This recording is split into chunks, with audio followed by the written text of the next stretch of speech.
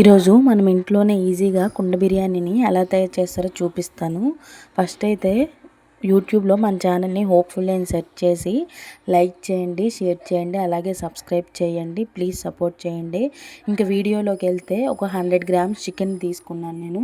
చికెన్ని బాగా కడుక్కోవాలి. కడుక్కున్న తర్వాత మ్యారినేషన్ కోసం 1 స్పూన్ సాల్ట్, అలాగే 1 స్పూన్ కారం, అలాగే 1 స్పూన్ గరం మసాలా, ఈ 3 వేసుకోవాలి.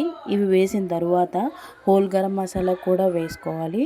అలాగే బిర్యానీ ఆకు వేసుకోవాలి. వేసుకున్న తర్వాత మనం ముందుగా ఫ్రై చేసుకున్న ఫ్రైడ్ ఆనియన్స్, అలాగే పెరుగు, ఇవన్నీ వేసుకొని మసాలాలన్నీ బాగా రిలీజ్ అయ్యేటట్టు కలుపుకోవాలి. ఇక్కడ మనం ఎంత బాగా కలుపుకుంటే మన మసాలా ఫ్లేవర్స్ అన్నీ రిలీజ్ అయ్యి బిర్యానీ అనేది అంత బాగుంటుంది. చూడండి, ఇక్కడ నేను గట్టిగా కలుపుతున్నాను. ఇలా గట్టిగా కలిపితే మసాలా ఫ్లేవర్స్ అన్నీ బాగా రిలీజ్ అయ్యి బిర్యానీ అనేది సూపర్గా వస్తుంది.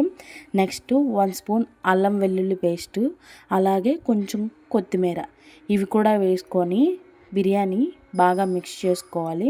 మిక్స్ చేసుకున్న తర్వాత ఇంకా మనం రైస్ కోసం హోల్ గరం మసాలాని తీసుకొని ఇలా కచ్చపచ్చగా కొంచెం దంచుకోవాలి. ఇలా దంచుకుంటే మనం రైస్లో ఇవి వేసుకుంటే ఫ్లేవర్ అనేది బాగుంటుంది. నేనైతే ఇక్కడ 1 గ్లాస్ రైస్ తీసుకున్నాను. 1 గ్లాస్ రైస్ని హాఫ్ అన్ అవర్ పాటు నానబెట్టుకోవాలి ఇలా వాటర్ వేసి. తర్వాత 1 గ్లాస్ రైస్కి 2 గ్లాసెస్ వాటర్ వేసుకోవాలి. ఇంకో పక్క కుండలో చికెన్ని మనం ఇలా కలుపుకోవాలి. కలుపుకున్న తర్వాత మనం ముందుగా దంచుకున్న మసాలాలన్నీ వేసి, అలాగే అల్లం వెల్లుల్లి పేస్ట్ కూడా వేసి, ఇవి బాగా కెర్లిన తర్వాత మనం ఒక 4 పచ్చిమిర్చి, అలాగే ఒక హాఫ్ లెమన్ పిండుకోవాలి.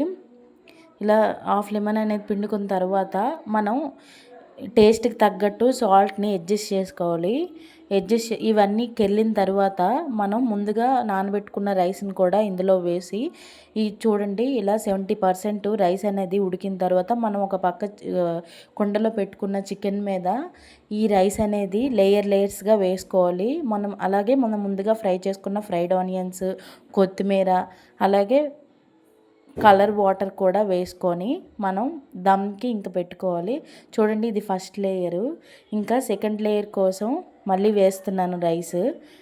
అలాగే కొంచెం నెయ్యి కూడా వేసుకోవాలి పైన. సెకండ్ లేయర్ కోసం ఇది మళ్ళీ సెకండ్ లేయర్ కూడా ఇలానే వేసుకొని ఆనియన్స్, అలాగే కొంచెం జీడిపప్పు కూడా వేసుకున్న తర్వాత మనం ముందుగా రెడీ చేసుకున్న కుంకుమ పువ్వు వాటర్ని కూడా వేసుకోవాలి.